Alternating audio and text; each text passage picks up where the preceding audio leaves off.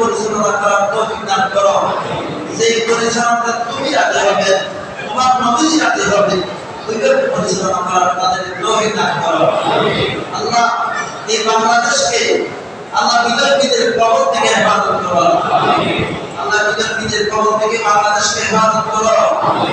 আল্লাহ এই বাংলাদেশকে তুমি মুসলমানের হাতে আল্লাহ করে দিয়েছো। আমরা মুসলমান যেন স্বাধীনতা রক্ষা করতে পারি, সেই তৌফিক আমাদেরকে তুমি দান করো। আল্লাহ আমাদেরকে হার মুসিবত থেকে হেফাজত করো। আল্লাহ আমার মুসলমানদেরকে তুমি কবুল করো। আল্লাহ আমার মুসলমানদেরকে তুমি কবুল করো।